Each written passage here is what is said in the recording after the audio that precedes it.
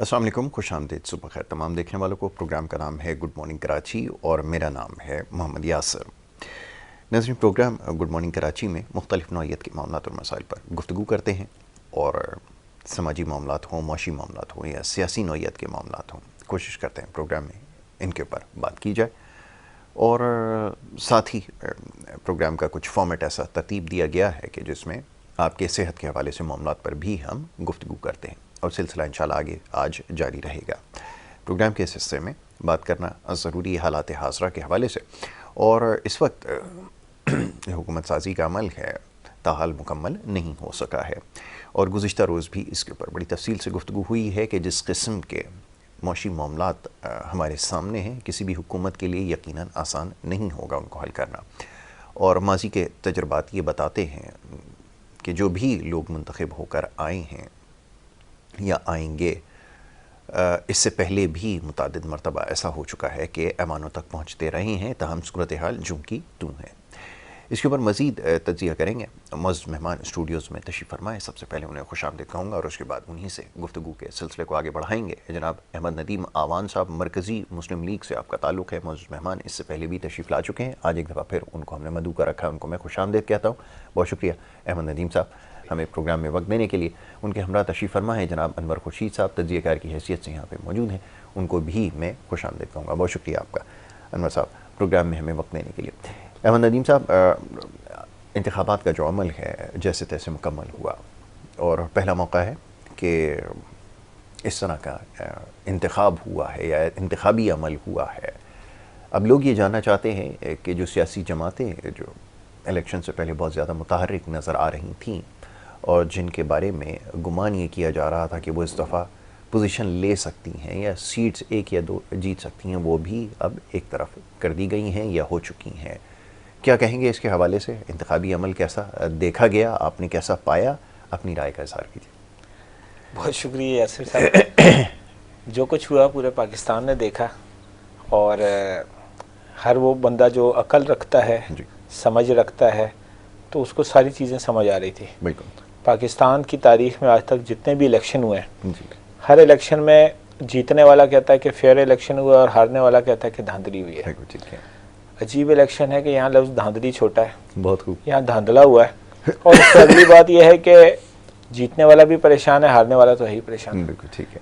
اور اب جو صورتحال حکومت سازی کی بن گئی ہے کہ جس کرسی کے لیے اقتدار کی سب بھاگ دوڑ کر رہے تھے، اب ایک دوسرے کی طرف پھینک رہے ہیں کہ یہ آپ کے کورٹ میں، وہ کہتا ہے یہ آپ کے کورٹ میں۔ اس کی وجہ ہے، ابھی آپ نے ایک بات کی تھی کہ جو ملکی معاشی صورتحال ہے، پچھلے سال اگر جنوری سے جنوری تک دیکھیں تو 28.13% جو ہے مہنگائی کی شرح یہ بڑھی ہے۔ حالانکہ اس میں کچھ پیٹرول کی قیمتیں کم بھی ہوئی اور دیگر چیزیں بھی ہوئی، مگر جو اب نظر آ رہا ہے اگلا سال وہ شدید جو ہے نا، یہ سمجھیں کہ مہنگائی کا ایک طوفان ہے، اور جو بھی اس اقتدار کی کرسی پہ بیٹھے گا یہ سب اس کے گلے پہ ہو جائے گا۔ تو اس وقت جو صورتحال بنی ہوئی ہے، وہ آج پنجاب کے اندر جو ہے حلب اٹھا لیا جائے گا، کل سندھ کی اسمبلی میں اٹھا لیا جائے گا، وفاق کے اندر بھی کچھ چیزیں آپس میں بڑی، ایک لفظ ہے کہ سیاست کے دل میں، سیاست کے اس میں دل نہیں ہوتا، تو میں کہتا ہوں ضمیر بھی نہیں ہوتا، کہ کل تک جو اپنے اسٹیج کے اوپر ایک دوسرے کے خلاف شدید قسم کی وہ کر رہے تھے، تو بلاول صاحب کی جو گفتگو تھی کہ جس تیر سے انہوں نے شیر کا شکار کرنا تھا، تو اس وقت اس کو شاید میں اگر یہ کہوں کہ ارینج میرج ہے، تو خاندان کے بڑوں نے آپس میں طے کر لیا ہے، اور کوئی اپنے والد کے لیے خاموش ہو گیا ہے، اور کسی نے اپنے چچا کے لیے ترتیب، اپنے اور چچا کے لیے ترتیب بنا لی ہے۔ تو اس وقت تو یہ صورتحال ہے، اور آئینی عہدے انہوں نے رکھ لیے ہیں اور دیگر سب ان کے حوالے کر دیے ہیں۔ اب دیکھیں یہ سلسلہ آگے کہاں اور کیا بڑھتا ہے۔ بہت خوب۔ انور بھائی یہ فرمائیے گا، صورتحال تو زیادہ مختلف نہیں ہے جس کی ابھی انہوں نے نشاندہی کی ہے، سوال یہ پیدا ہوتا ہے کہ ابھی اگر حکومت سازی کا عمل مکمل ہو بھی گیا، ہر شخص یہ اب یہ جاننا چاہتا ہے، تو یہ جو مسائل ہیں سر اٹھا رہے ہیں، پھر آگے ماہ مبارک ہے، میری آپ کی اور بہت سارے پاکستان میں رہنے والے لوگوں کی جو فکر ہے وہ اس لیے بڑھ جاتی ہے کہ مہنگائی کا ایک نیا سلسلہ شروع ہوگا، ایک نیا دور آئے گا جس کے بعد ایسی مہنگائی ہوگی جو پھر کبھی دیکھنے میں نہیں آئے گی۔ ایسی صورتحال کو قابو کرنے کے لیے کیا کیا جائے گا، یا پھر ہم اس کے لیے ذہنی طور پر تیار رہیں کہ وہ جو ماضی میں باتیں ہوتی تھیں، کڑوی گولیاں نگل لیں، عوام اس وقت مشکل وقت ہے، قربانی دیں، کیا اس کے لیے تیار رہنا چاہیے؟ ذرا فرمائیے گا۔ جی بسم اللہ الرحمن الرحیم۔ یاسر بھائی دیکھیں کہ جو ابھی وقت چل رہا ہے، خاص طور پہ جب اپریل 2022 کے بعد حکومت چینج ہوئی، پی ڈی ایم آئی، تو لوگوں کا یہی خیال تھا کہ کہیں مہنگائی کو کنٹرول کیا جائے، اور شاید انہوں نے کوشش کی مگر ان کے لیے وہ ممکن نہیں تھا۔ تو اس وقت بھی یہی تھا کہ جیسے ہمارے اس وقت وزیر اعظم نے کہا تھا کہ میں اپنے کپڑے بیچ دوں گا اور میں یہ کر دوں گا وہ کر دوں گا، کہ وہ جب وہ ہوتا ہے نا آدمی باہر ہوتا ہے تو وہ بڑی بڑی سوچیں رکھتا ہے، جب سسٹم کے اندر آتا ہے تو اسے لگ پتہ جاتا ہے کہ چل کیا رہا ہے۔ تو جب سسٹم میں آئے، انہوں نے دیکھا، چیزوں کو سمجھا، تو اب سسٹم میں سارے سسٹم سے ہو کے گزر چکے ہیں، اب نیا کوئی بھی نہیں ہے، وہی پرانے چہرے ہیں، پرانا نظام ہے، سب کچھ وہی ہے۔ تو وہ جو آپ کو نظر آ رہا ہے نا، جو آپ کہہ رہے تھے کہ ہوگا کیا، وہ سب کو نظر آ رہا ہے۔ اور ابھی اس وقت حکومت کسی کی بھی آ جائے، کسی کی بھی تو نہیں آنی تو اسی کی ہے جن کے بارے میں سال پہلے پلان بن چکا تھا، جن اشخاص کے بارے میں، جن پارٹیوں کے بارے میں جس طرح سے پلاننگ تھی اسی طرح منوان کام چل رہا ہے، کوئی ایسی بات نہیں ہوئی۔ یعنی کہ جس پارٹی نے حکومت چھوڑتے وقت کہا تھا کہ ہم 2/3 میجورٹی سے آئیں گے، وہ بھی اپنی جگہ پہ صحیح نکلے، انہوں نے 2/3 میجورٹی لے لی۔ جنہوں نے کہا کہ ہم ان کو نہیں آنے دیں گے، وہ بھی اپنی جگہ پہ صحیح نکلے، وہ نہ آ سکے۔ اور جنہوں نے کہا کہ جی ہم حکومت بنا لیں گے، بے شک جو مرضی ہو جائے، وہ حکومت بنا رہے ہیں۔ یعنی کہ اس پلان سے کوئی بھی اپنی جگہ سے، ہم کسی کو یہ نہیں کہہ سکتے کہ تم نے تو یہ بولا تھا، تم نے یہ کیا۔ تو اصل میں ہمارے عوام بہت ہی بیوقوف ہیں، اگر بیوقوف ہیں بھی تو بیچارے کر کیا سکتے ہیں؟ ان کے اختیار میں ایک ووٹ دینا ہے جو کہ وہ بھی خود سے صحیح طریقے سے نہ دے سکے۔ ایک سسٹم تھا، وہ سسٹم نہ صرف آئین کے تحت تھا، اداروں کو بھی دکھانا تھا، عوام کو بھی دکھانا تھا، اور دنیا کو بھی دکھانا تھا۔ دنیا کو دکھانے سے مراد یہ ہے کہ ان لوگوں کو دکھانا تھا جن کے اوپر ہم دار و مدار ہیں، ہمارا پاکستان کا دار و مدار ہے، جیسے IMF ہو گیا اور مختلف ملک بھی ہو گئے۔ ان ممالک کو بھی یہ چیزیں دکھانی تھی کہ ہم نے الیکشن کروایا، ورنہ اس کی اپیرنٹلی سامنے سے کوئی ضرورت نہیں تھی۔ ایسے ہی اتنے اربوں روپے، اربوں نہیں اربوں روپے تو گورنمنٹ کے لگے، خربوں روپے لوگوں کے لگے، پارٹیوں کے لگے، اور الٹیمیٹلی اینڈ رزلٹ وہی تھا کہ جو پہلے سے موجود تھا۔ یعنی کہ دنیا میں الیکشنز ہوتے ہیں، اور پاکستان میں بھی الحمدللہ 1970 سے الیکشن شروع ہوئے، تو الیکشن میں دھاندلی ہوتی ہے، ہر ملک میں ہوتی ہے، ہر جگہ ہوتی ہے، جتنا مرضی آپ EVM سے بھی کوئی روبوٹ بھی لے آئیں تو دھاندلی ہوتی ہے۔ مگر دھاندلی کا ایک نیچے والا لیول ہوتا ہے، ایک اوپر والا لیول ہوتا ہے۔ لوگ کہتے ہیں کہ جی جو ترقی یافتہ ملک ہیں ان میں باٹم لیول تک اتنی دھاندلی ہوتی ہے، کوئی آپ گراف بنا لیں کوئی بھی، اور ٹاپ پہ بھی ایک گراف بنا لیں نا، جیسے آپ کوئی بھی جیسے ڈرائی بیٹری، وہ دوسری بیٹری ہوتی ہے یا اور چیزیں ہوتی ہیں، کہتے ہیں کہ یہ اس کا نیچے والا لیول ہے، یہ اوپر والا لیول ہے۔ دنیا جان میں مختلف چیزوں کا گراف نیچے والا اور اوپر والا لیول بنتا ہے، تو ریگنگ کا بھی ایک لیول ہے، نیچے والا لیول، اوپر والا لیول۔ مگر یہ پہلی دفعہ پاکستان میں اور پوری دنیا میں پہلی دفعہ یہ ہوا ہے کہ لیول کہیں نہیں ہے، اوپر کا بھی کوئی لیول نہیں ہے۔ اس لیول کو، اچھا اس کو ایڈمٹ بھی سارے کر رہے ہیں، انڈر گراؤنڈ پیچھے ایڈمٹ کر رہے ہیں، مگر سامنے آ کے کوئی بات نہیں کرتا۔ کوئی پارٹی ایسی نہیں ہے جتنی بھی پارٹیاں 150 یا 250 جتنی بھی پارٹیاں، کوئی ایسی پارٹی نہیں ہے جس نے یہ نہ کہا ہو کہ ریگنگ نہیں ہوئی. کوئی بھی الیکشن کروانے والے جتنے بھی وہ عملہ تھا، کسی ایسے شخص نے نہیں کہا ہوگا کہ ریگنگ نہیں ہوئی. تو اس الیکشن کو ہم کس صورت میں آگے 5 سال تک لے کے چلیں گے کہ ایک وہ جیسے کسی کے گھر میں ایسے بچہ پیدا ہو جائے جس کے ماں باپ نہ ہو، باپ نہ ہو جس کا، تو یہ وہ والا الیکشن ہے تقریباً. تو اس صورت میں جو بھی ابھی حکومت آئے گی اس کو چیلنج سب سے بڑا جو ہے نا معاشی چیلنج ہے. معاشی چیلنج کے لیے ابھی یہاں پہ 2 باتیں ہیں کہ ایک آپ کا ملک ہے اور ایک آپ کی عوام ہے. آپ کا ملک غریب ہے اور آپ کی عوام امیر ہے. آپ کی عوام کے پاس اتنا پیسہ ہے کہ اتنا پیسہ شاید کسی ایک شخص کے پاس سے اتنا پیسہ نکل آئے گا جتنا پورا پاکستان چلا سکتا ہو. کوئی بھی حکومت آئے، ابھی کل ایک بیانیہ تھا، بڑا غلط بیانیہ تھا. اگر ہم ایز اے قوم دیکھیں تو غلط بیانیہ تھا، مگر ایز اے پارٹی دیکھیں تو ان کی اپنی ایک بات تھی کہ ہم IMF کو خط لکھیں گے کہ قرضہ اس وقت تک نہ دیا جائے جب تک الیکشن کی کریڈیبلٹی کو جانچا نہ جا سکے. تو اس بیانیے کو علیحدہ رکھ دیں. میرا ذاتی خیال ہے کہ کسی بھی آنے والی حکومت کو IMF کے پاس جانا ہی نہیں چاہیے، قرضہ لینا ہی نہیں چاہیے.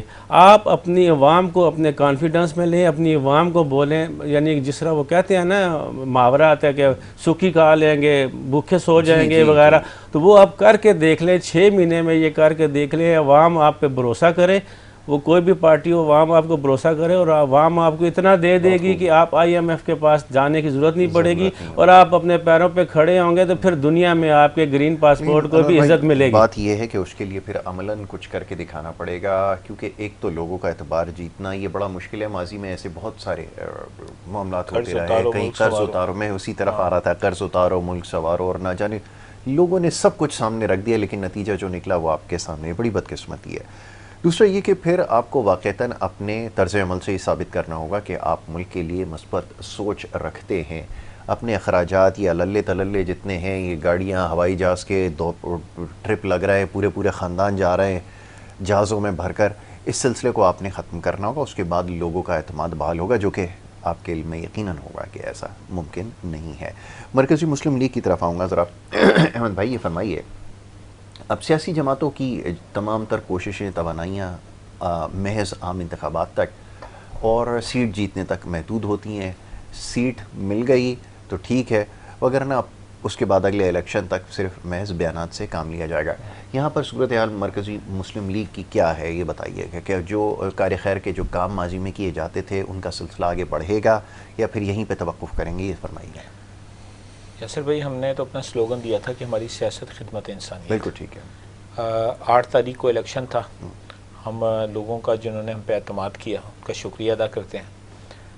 9 تاریخ کو ہمارے وہ جو سماجی خدمات کے کام تھے وہ اسی طرح چل رہے تھے. بالکل ٹھیک ہے کہ کراچی میں ہمارا ایک بڑا ٹف مقابلہ تھا PS 115 میں کیماڑی کی سیٹ پہ، اور اگلے دن واٹر ٹینکر جو ہم وہاں علاقوں میں سپلائی دے رہے تھے اسی طرح دے رہے تھے. سہراب ٹاؤن کا علاقہ ہے، وہاں ہم نے وعدے کیے تھے کہ ہم واٹر پروجیکٹ شروع کریں گے، تو بورنگ کا کام شروع ہو گیا. کسی جگہ پہ ہمارا کوئی سلائی سینٹر، کسی جگہ پہ ہمارا انسٹیٹیوٹ، میڈیکل سینٹر. ہم اپنے ان کاموں اور ان وعدوں کو، ہم نے ایک بات پہلے کی تھی کہ لوگ آتے ہیں سیاست میں، وہ کہتے ہیں کہ جب آپ ہمیں منتخب کر لیں گے ہم اس کے بعد یہ اور یہ کریں گے جو وہ وعدے کرتے ہیں. ہم وہ جماعت ہیں کہ جو کہتی ہے کہ ہم یہ کر چکے ہیں اور ہم اس سلسلے کو جیتیں یا ہاریں آگے لے کے چلیں گے. اور میں بلکہ نا اس پہ خوشی کا اظہار کروں گا کہ ہمیں اللہ نے توفیق دی کہ ہم نے روزگار سہولت پروگرام ایک شروع کیا. یہ شہر کراچی پاکستان کا سب سے بڑا شہر ہے، سب سے زیادہ کما کے دیتا ہے، پڑھے لکھے لوگ ہیں، ڈگریاں ہاتھوں میں، بے روزگار پھر رہے ہیں. اور افسوس اس بات پہ ہے کہ ان کے پاس نہ روزگار کا کوئی میسر ہے ان کے پاس، اور نہ وہ اپنا کچھ خود شروع کر سکتے ہیں. اچھا، ہم نے اس میں ایک کام یہ کیا کہ کچھ لوگوں کو اپنے ساتھ جوڑا اور ہم نے کہا کہ روزگار سہولت پروگرام اس انداز سے کریں گے کہ بہت سارے لوگ ایسے ہیں جو زکوٰۃ کے حوالے سے احتیاط کرتے ہیں، وہ کہتے ہیں ہم زکوٰۃ نہیں لیتے، جو زیادہ حقدار ہے اس کو دیا جائے. ہم نے کچھ لوگوں کو اپنے ساتھ جوڑا، ان سے ہم نے کہا ہم ایک فنڈ قائم کرتے ہیں، آپ اپنی رقم اس میں دیں اور ہم اس کو بطور قرض آپ سے لے رہے ہیں، جب آپ کو ضرورت ہو آپ ہم سے واپس بھی لے سکتے ہیں. ٹھیک ہے. آپ اس فنڈ کے ساتھ ہم کچھ کام ایسے شروع کرتے ہیں کہ جس سے لوگوں کو روزگار دیں. ہم لوگوں کو راشن دیتے ہیں, مگر آپ ایک مہینے کا راشن دیں, اگلے مہینے پھر اس کو راشن دینا, اس سے اگلے مہینے پھر دینا ہے. ہم ایسا کام کیوں نہ کریں کہ لوگ اپنے قدموں پہ کھڑے اور اپنی فیملی کو باوقار انداز سے, آپ کا دیا ہوا راشن محدود چند چیزیں ہوتی ہیں مگر ضرورتیں اس سے بہت زیادہ ہوتی ہیں, تو جس انداز سے وہ سمجھتا ہے وہ اپنے گھر کو چلائے. تو ابتدائی طور پہ ابھی ہم نے ایک اسکیم لانچ کی, اس کے اندر یہ ہے کہ موٹر سائیکل اور لوڈر رکشے یہ ہم نے ابتدائی طور پہ دیے ہیں. اس میں بہت معمولی سی ڈاؤن پیمنٹ کے ساتھ قسطیں کر دی ہیں, مگر اس میں ایک بات میں بتاؤں کہ فرض کریں موٹر سائیکل ہے, موٹر سائیکل اگر آپ مارکیٹ سے لیں گے تو 1,000 15,000 20,000 تک آپ کو ملے گی, اور قسطوں پہ لیں گے تو 1,50,000 60,000 تک چلی جائے گی. ہم نے ایک کام یہ کیا کہ ڈیلر ریٹ سے بھی بالکل نیچے آ گئے, کمپنی کو بھی ہم نے کہا کہ آپ اپنا منافع بھی چھوڑ دیں, اور جس رقم میں آپ ہمیں دیں گے نا اس کے دیگر تمام اخراجات ہمارے ذمہ, ہم اسی طرح یہ لوگوں کو پہنچائیں گے. 1,03,000 میں بائک لی جو مارکیٹ کے اندر جو تھی, اور اس کو آگے قسطوں پہ کر دیا کہ آپ اپنا روزگار شروع کریں, بائکیا پہ آ جائیں, فوڈ پانڈا پہ آ جائیں, کہیں کسی جگہ رائڈر آپ لگ جائیں, کسی کوریئر کمپنی میں چلے جائیں, آپ اپنا کام شروع کریں, کمائیں, اور اس کی ایک مناسب قسط جو ہے وہ ہمیں واپس کر دیں اور اپنے گھر کو چلائیں. قسط واپس کیوں؟ تاکہ آپ جیسے اور لوگوں کے لیے ہم ایک سرکل شروع کر دیں اسی فنڈ کے ساتھ, اور ہم روزگار دیں. اس کا جو نیکسٹ ہمارا پلان ہے اس میں یہ کہ جو ہنرمند ہیں ان کے لیے جو ان کا ہنر ہے اس سے ریلیٹڈ کام شروع کر دیں. کوئی اگر چھوٹا موٹا کاروبار شروع کرنا چاہتا ہے ہم اس کو کاروبار شروع کروا کے دیں, جس چیز فیلڈ میں اس کو اس کے بعد اسکلز ہیں, دلچسپی ہے, وہ بات کریں ہماری ٹیم کے ساتھ, ہم انشاءاللہ اس کے اوپر ان کے ساتھ مل کے ورک کریں, اور اس کے حوالے کچھ ایسا لون اس کو حوالے کریں کہ جس کے ساتھ ابتدائی طور پہ اپنا کاروبار شروع کریں. اب یہ جو شہر کراچی ہے یہاں پہ لوگ 2 نوکریاں کرتے ہیں, صبح کہیں جاب کرتے ہیں اور شام کو اپنا کوئی پارٹ ٹائم کام کرنے کی کوشش کرتے ہیں, اور اس کے باوجود جو مہنگائی ہے, بجلی کا بل اتنا زیادہ ہے, آپ کی تنخواہ جتنا زیادہ بجلی کا بل آ جاتا ہے, آپ کا کرایہ ہے, آپ کے بچوں کی اسکول کی فیس ہے, آپ کے گھر کے کھانا پینے کا ہے, ایک نوکری کے ساتھ گزارا ہی نہیں ہوتا. اور جو بے روزگار ہے وہ بیچارہ کیا کرے؟ کیا خودکشی کی خبریں سننے کے لیے ہم لوگ رہ گئے ہیں کہ ہم وہ دیکھیں؟ تو ایک یہ والا جو انداز ہم نے اپنایا ہے, میں کہتا ہوں یہ باقیوں کے لیے بھی مثال ہے کہ آپ اس میں آئیں. اس وقت ہمارے پاس بہت بڑی تعداد میں جو ہم نے نمبر دیا وہ مستقل مصروف ہے, لوگ کالز کر رہے ہیں, ہمارے آفس آ رہے ہیں, سینکڑوں درخواستیں ہمیں موصول ہو چکی ہیں. پہلا پروگرام انشاءاللہ العزیز 1 مارچ کو ہم کرنے لگے ہیں, جس میں ہم یہ گاڑیاں, لوڈر رکشے, بائکس یہ لوگوں کے حوالے کریں گے, اور یہ سلسلہ ہم نے مستقل چلانا ہے. ابھی یہ کام کراچی سے شروع کیا ہے, کوشش یہ ہوگی کہ دیگر شہروں میں بھی اس کام کو دائرے کو بڑھایا جائے. بہت خوب, بہت خوب. جناب احمد ندیم آوان صاحب جو ہے اس کا تذکرہ کر رہے تھے, یہ جو پروگرام انہوں نے انٹروڈیوس کرایا, اور بحیثیت سیاسی جماعت آپ کو میں صرف آپ کی جو کوششیں ہیں وہ اس تک محدود نہیں ہونا چاہیے کہ عام انتخابات میں کامیابی حاصل کریں, سیٹ حاصل کریں, اور اس کے بعد کبھی عوام میں واپس نہ جائیں, جو کہ عموماً ہوتا ہے. تو بہرحال اس کے اوپر مزید گفتگو کرنے کی ضرورت ہے, اور کی بھی جائے گی. ایک چھوٹے سے بریک کے لیے کہا جا رہا ہے, ایک چھوٹی سی بریک یہاں پر لینی, اور بریک کے بعد جو سلسلہ گفتگو کو آگے بڑھایا جائے گا. آپ دیکھتے رہیے پروگرام گڈ مارننگ کراچی.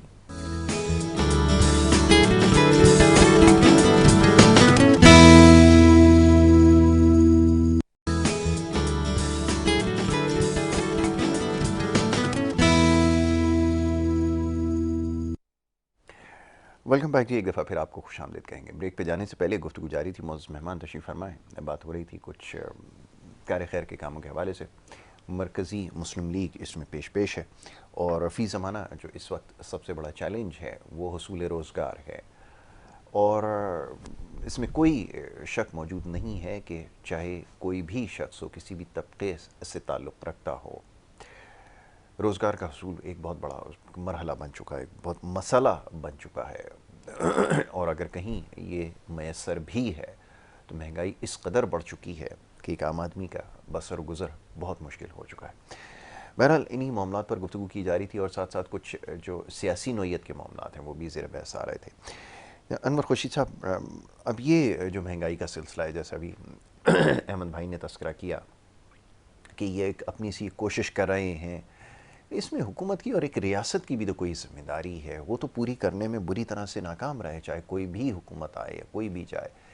ایک عام آدمی کا مسئلہ, ایک عام پاکستانی کا, میرا اور آپ کا مسئلہ ہے کہ یہ بجلی کے بل کا ہی تذکرہ کیا ہے, جو اس حد تک پہنچ چکا ہے کہ اب آدمی سوچنے پہ مجبور ہے کہ مزید اس سے زیادہ اور کیا کیا جا سکتا ہے. 2 نوکریاں کر کر لوگ اس کو پورا نہیں کر پا رہے, تو اس سے زیادہ مزید کیا کر سکتے ہیں؟ ذرا یہ تو فرمائیے. دیکھیں جی جو حالات چل رہے ہیں اس کے مہنگائی کے، اور اس مہنگائی کو جو بیسیکلی کنٹرول کرنا، جو کہ اصل میں کام جو ہے گورنمنٹ کا ہے کہ مہنگائی کو کنٹرول کرنا، نہ صرف کنٹرول کرنا کہ جو جتنے بھی عوام ہیں، حکومت کی رعایا، جس کو رعایا ہم کہیں، اس کی جتنی بھی بنیادی ضروریات ہیں اس کی ذمہ دار جو ہوتی ہے نا وہ سربراہان ہوتے ہیں. بالکل ٹھیک ہے. اب ہم اس کو بیسیکلی تو ہم اسٹیٹ کے ہیں کہ اسٹیٹ کی ذمہ داری ہے، ٹھیک ہے نا. گورنمنٹ آتی جاتی ہے مگر اسٹیٹ تو موجود ہے، یہ ذمہ داری اسٹیٹ کی ہے. مگر جب ہم اسٹیٹ کی طرف دیکھتے ہیں تو اسٹیٹ کی طرف سے اس قسم کے کام بہت کم ہوتے ہیں. یقیناً. جیسے ایجوکیشن کی اگر ہم بات کرتے ہیں تو ایجوکیشن میں آپ کے آئین کا ایک آرٹیکل ہے 25A جو کہتا ہے کہ 5 سال سے لے کر 16 سال تک کے بچے کی ذمہ داری، بچے کی تعلیم کی ساری ذمہ داری ریاست کی ہے. بہت خوب. تو ریاست اس طرف ہوتی، کیونکہ ریاست جب حکومت آتی ہے نا تو حکومت اوور پاور ہو جاتی ہے ریاست کے اوپر. جی. اور ریاست کو کوئی جانتا بھی نہیں، عام جنرلی پبلک کو تو پتہ بھی نہیں ریاست کیا ہوتی ہے اور گورنمنٹ کیا ہوتی ہے، حکومت کیا ہوتی ہے. بالکل ایسا ہی. تو اب جو حکومت میں جب یہ ہمارے پولیٹیکل پارٹیز اور پولیٹیکل لیڈرز الیکٹ ہو کے آتے ہیں تو آتے وقت ان کی سوچ یہ جو آپ کو تقریریں کرتے ہیں، اپنی کمپین کرتے ہیں، سارا کچھ ہوتا ہے وہ اور طرح کا ہوتا ہے. میں اس دن ایک ہماری ہونے والی وزیر اعلیٰ پنجاب کی میں پریس کانفرنس تھی یا کیا، میں سن رہا تھا، وہ میں تھوڑی سی سنی تو مجھے ہنسی آ گئی. مجھے عمران خان یاد آ گئے، مجھے بلاول بھٹو یاد آ گئے، مجھے روٹی کپڑا اور مکان یاد آ گیا، سب یاد آ گئے ایک دم ان کا کہ ہم یہ کر دیں گے، ہم وہ کر دیں گے. وہ بہت نچلے لیول پہ بات کر رہی تھی. بات اچھی کر رہی تھی، یہ نہیں کہ وہ بات بری کر رہی تھی، یہ ہونا چاہیے جو وہ بات کر رہی تھی، یہ ہونا چاہیے، مگر ایسے ہوتا نہیں ہے. ابھی جس وقت یہ حکومت بنے گی ان کی تو یہ اپنے انہی چکروں میں پڑے رہیں گے کہ اس وقت ان کو پتہ نہیں ہوگا رورل ہیلتھ سینٹر کیا ہوتا ہے، تو پھر وہ نیچے کیا چیزیں ہوتی ہیں، پھر اس وقت ان کو نہیں پتہ چلے گا. کوشش کرتے ہیں کہ میرا اپنا تجربہ ہے پنجاب کے اندر اسکولوں کا کہ گوشت اسکول کتنے تھے، ہم نے خود پوائنٹ آؤٹ کیے تھے، نمبر آف اسکولز ہم کیے تھے. یہ 98 کی بات ہے. وزیر اعلیٰ شہباز شریف صاحب تھے، انہوں نے یہ کہا تھا. پھر اس کے بعد پنجاب میں وزیر اعلیٰ جو تھے چودھری صاحب، انہوں نے پڑھا لکھا پنجاب جو سسٹم چلایا تھا. تو اصل میں یہ چیزیں ہیں، مگر یہ جو ان کا فوکس ہے نا وہ غلط جگہوں پہ چلا جاتا ہے کہ لیپ ٹاپ بانٹتے ہیں. جی. اور اس قسم کی اور جو چیزیں ہیں. لیپ ٹاپ جب آپ بانٹیں گے تو ایک ہی لیپ ٹاپ جس کی اصل قیمت 50,000 ہے تو گورنمنٹ کو 1.5 لاکھ کا پڑتا ہے. جی. وہ اس پہ نہ صرف ٹیکسز بلکہ وہ جو جس لوگ کہتے ہیں کرپشن، کہتے ہیں کہ اس کو کرپشن یہاں پہ اس قسم کے اس میں ہوتی ہے. تو انسان جو بنیادی حقوق ہیں ان کے وہ ہیں روٹی کپڑا اور مکان. یہ میں روٹی کپڑا اور مکان کو سیاسی نعرے سے ہٹ کے بات کر رہا ہوں. یہ روٹی کپڑا اور مکان نمبر 2، نمبر 3 اور نمبر 4 حقوق ہیں بنیادی. نمبر 1 میں نے نہیں بتایا. بالکل ٹھیک. یہ بنیادی حقوق ہیں. نمبر 2، 3 اور 4 روٹی کپڑا اور مکان. اور اس سے پہلے نمبر 1 پہ آتا ہے ایجوکیشن. تو ہم ایجوکیشن کے بارے میں ہمارے جو حکومتیں ہیں وہ بہت کم سوچتی ہیں. ایک میں نے دیکھا تھا شخص ایجوکیشن پہ، مجھے تو عبدالحفیظ پیرزادہ یاد ہے، منسٹر ایجوکیشن ہوتے تھے، کچھ کام کرتے، مجھے دیکھے ہیں، مجھے زیادہ نہیں ان کے بارے میں بتا سکتا. اس وقت ہم اسکول میں ہوتے تھے. یا اس کے بعد ابھی شفقت محمود کو ہم نے دیکھا ایجوکیشن پہ کچھ پیش رفت کرتے. میں یہ بالکل نہیں کہ انہوں نے بہت اچھا کیا یا بہت برا کیا یا کیا، کہ میں صرف پیش رفت کی بات کر رہا ہوں. اس کے علاوہ ہمارے جتنے بھی پولیٹیکل لیڈر آتے ہیں ایجوکیشن کے وزیر ہوتے ہیں صوبائی یا فیڈرل، ان کی توجہ انہی کاموں پہ ہوتی ہے جو پولیٹیشنز کا کام ہوتا ہے. تو بنیادی حقوق جتنے بھی ہیں، روٹی کپڑا اور مکان جو یہ چیز ہے، تو وہ جب اس کی ہم بات کرتے ہیں نا تو آپ کو سب سے پہلے 2 چیزیں آ جاتی ہیں جو آپ کے ان بنیادی حقوق کو اور ایجوکیشن کو بھی دیکھنے کے لیے. وہ آ جاتی ہے آپ کی پٹرول کی قیمت اور ڈالر کی قیمت. جب آپ پیٹرول کی قیمت اور ڈالر، یعنی کہتے ہیں نا کہ کسی بھی چیز کی بنیاد کھود کے تو ایک اینٹ رکھی جاتی ہے جس کے اوپر بنیاد وہ بلڈنگ سیدھی جائے گی دیوار یا دیوار ٹیڑھی جائے گی. تو یہ وہ والی بنیاد ہے کہ آپ نے کنٹرول کرنا ہے پیٹرول کو اور ڈالر کو اور پیٹرول کو کنٹرول کرنے کے لیے IMF کے ساتھ آپ معاہدوں کو ختم کریں. اور ساتھ میں جو میں کہوں گا یہ آپ کر نہیں سکتے. IMF کے ساتھ تو معاہدہ ختم کر سکتے ہیں، اپنے پیروں پہ کھڑا ہو سکتے ہیں. میرے خیال سے IPP سے بھی معاہدے ختم کریں. IPP جو آپ کو لوٹے جا رہی ہے، ابھی جو آپ دیکھیں کہ بغیر بجلی استعمال کیے سردیوں میں بغیر بجلی بنائے ان کو پیسے دے رہے ہیں، اور وہ پیسہ عوام کی جیبوں سے آپ نکال رہے ہیں. اور جو جتنا پیسہ نکلتا ہے اس کے اوپر ٹیکسز لگتے ہیں، اور ٹیکس پہ ٹیکس. بجلی کے بالکل سمپل کریں، سوئی گیس کے بالکل سمپل کریں، باقی چیزوں کو سمپل کریں. سمجھ نہیں لگتی. اور صوبوں کو ایک اس پہ لائیں. ایک صوبے میں 16% ٹیکس ہے، ایک صوبے پہ 10% ٹیکس ہے. اپنا وہ 18ویں ترمیم نے ایک مصیبت ڈالی ہوئی ہے. اب 18ویں ترمیم میں اس کو برا بھی نہیں کہتا، بری بھی نہیں ہے، مگر یہ اچھی بھی نہیں ہے. یعنی کہ ہونی چاہیے. 18ویں ترمیم تو ایک وفاق سے صوبے پہ آ گئی.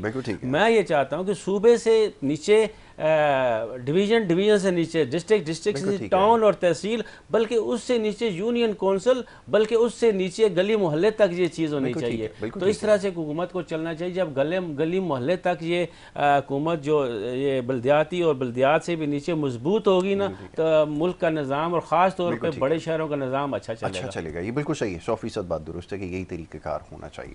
احمد ندیم بھائی یہ فرمائیے، اب ایک سوال تھوڑا سا سیاست کے حوالے سے. جب کار خیر کے کام یہ تو انشاءاللہ چلتے رہیں گے اور ہم اس کے اوپر پروگرامز ایسے کرتے رہیں گے. اب ایک سوال ذہن میں یہ آتا ہے کہ جو سیاسی جو مذہبی جماعتیں ہیں ان کے اوپر لوگوں کا اعتبار کیوں ابھی تک ثابت نہیں ہو سکا ہے؟ اب چاہے وہ دھاندلی کی شکل میں یا کوئی بھی اس کو نام دے دیجئے، یہ سوال ہمیشہ ہوتا رہا ہے. یہ جو سارے کام ہیں ہم خود بھی دیکھتے آئے ہیں اور کار خیر کے کاموں میں پیش آپ رہے ہیں. یعنی کہ پاکستان میں چند جو لوگ ہیں جو کار خیر میں بڑھ چڑھ کر حصہ لیتے ہیں، اس میں ایک آپ کا نام شامل ہے، آپ کی جماعت کا نام شامل ہے. تاہم اس کے باوجود بھی عام انتخابات میں جو نتائج آتے ہیں یہ بہت سارے سوالات پیدا کرتے ہیں. میں چاہوں گا اس کا جواب دیں، آپ کیا سمجھتے ہیں اس حوالے سے؟ میرا خیال ہے کہ ایسا بھی ایسی بات نہیں ہے. ہم تھوڑا سا حقائق پہ آ کے بات کریں گے. سب سے پہلے تو آپ گزشتہ اور اس الیکشن کے نمبرز کو اگر آپ نکالیں تو مثلا ابھی کراچی میں جماعت اسلامی نے بلدیات میں جو ووٹ لیے اس سے زیادہ ووٹ اس نے جنرل الیکشن میں لیے.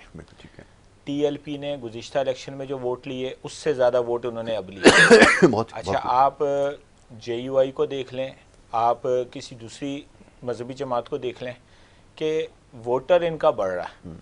آپ اگر یہ کہیں گے سیٹ نہیں نکلی تو بھئی سیٹ تو ابھی تھوڑی دیر پہلے معزز مہمان نے کہا کہ جو 1 سال پہلے طے کر لیا گیا تھا، میں تو اس کو کہوں گا کہ یہ جادو تھا، یا اس کو آپ سیاسی معجزہ کہہ لیں کہ ووٹر بیچارہ جا کے بیلٹ پیپر ڈالتا رہا مگر نتیجہ وہ آیا ہی نہیں. جو پہلے سے طے کر کے لکھ لیا گیا تھا، وہ جو میجک شو ہوتا ہے نا، ہاتھ کی صفائی ہوتی ہے اصل میں، اور تو جادو نہیں ہوتا. وہ کہتا ہے میں نے لکھ کے رکھ دیا، اب آپ کچھ بھی سوچیں بتائیں، اب آپ کھولیں دیکھیں وہی آگا. تو ہماری پاکستانی سیاست میں جو میجک شو تھا اس میں 1 سال پہلے لکھ کے رکھ دیا تھا کہ کیا کیا ہوگا، اور اس کے بعد ووٹر بیچارہ جو ہے نا ووٹ کی پرچی لے کے گھومتا رہا مگر اس کو کچھ نہیں ملا.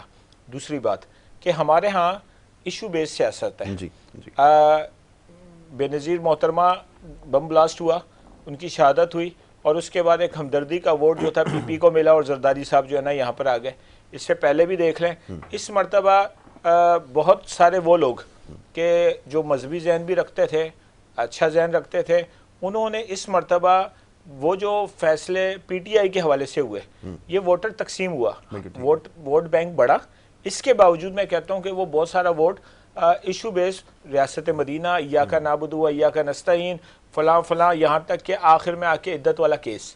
اب جو تھوڑی بہت بھی دینی سوچ بوجھ رکھتا تھا نا، میں کہتا ہوں اس نے PTI کو ووٹ نہیں دیا، اس نے رد عمل کو ووٹ دیا. اس نے اپنے غصے کا اظہار اس طرح نکالا کہ اگر یہ کیس اس طرح ہوا تو اس کے بدلے میں یہ، اس نے اپنی نفرت کا اظہار کیا. تو یہ بہت بڑی تعداد کا وہ ووٹ تھا جو مذہبی ووٹ ہے، اور انہوں نے اس وجہ سے خان صاحب کے حوالے سے کہ ان کا UN میں کشمیر کے حوالے سے بہت اچھی گفتگو تھی، انہوں نے ریاست مدینہ کی بات کی، وہ اپنی گفتگو کو یہاں سے شروع کرتے ہیں. بلکہ آپ یہ دیکھ لیں کہ لوگوں کی جو ضرورت ہے وہ پاکستان میں، یہ پاکستان ایسا ملک ہے کہ مذہبی سیاست ضرورت ہے کہ خان صاحب کے کان میں آ کے بتایا جاتا ہے کہ اسلامی ٹچ دیں. جی جی اپنی گفتگو میں بہت اسلامی ٹچ ہے، اور میاں صاحب واپس آتے ہیں نا لندن سے، جی۔ وہ آ کے کہتے ہیں کہ ہمارا جلسہ ایسا اس میں ناچ گانا نہیں ہے، ٹھیک ہے، ہم یہاں کبوتر اڑانے آئے ہیں، مگر یہ ہے کہ ناچ گانا کوئی نہیں ہے یہاں پہ، تو اسلامی ٹچ دینے کی ضرورت پڑتی ہے، کوئی ختم نبوت کی بات کر لیتا ہے، کوئی دیگر بات کر لیتا ہے. ہاں یہ ملک پاکستان ایسا ہے کہ یہاں دین سے محبت رکھنے والے لوگ ہیں الحمدللہ، بہت بڑی تعداد میں ہیں، مگر اس کو تجزیے کو درست کرنے کی ضرورت ہے. بہت خوب جی. جناب احمد ندیم آوان صاحب مرکزی مسلم لیگ سے آپ کا تعلق ہے، گفتگو کر رہے تھے کچھ اپنی تنظیم کے حوالے سے بھی، اور کچھ بات ہوئی عام انتخابات کے حوالے سے. میں آپ کا بڑا شکر گزار ہوں کہ آپ نے پروگرام میں وقت دیا، مختصر وقت میں بڑی اچھی گفتگو یہاں پر رہی ہے، اور یہ سلسلہ انشاءاللہ آگے بھی جاری رہے گا. انور خورشید صاحب کا بھی بے حد شکر گزار کہ انہوں نے پروگرام میں وقت دیا اور بڑی اچھی بات کی انہوں نے. اس سلسلے کو انشاءاللہ آگے جاری رکھا جائے گا. تاہم یہاں پر ایک بریک لینا ہے، اور بریک کے بعد جو دوسرا سیگمنٹ ہے جو آپ کے صحت کے حوالے سے، انشاءاللہ اس کے اوپر ہم کوشش کریں گے بات کریں. تو ایک بریک کی طرف جا رہے ہیں، واپس آئیں گے. آپ دیکھتے رہیے پروگرام گڈ مارننگ کراچی.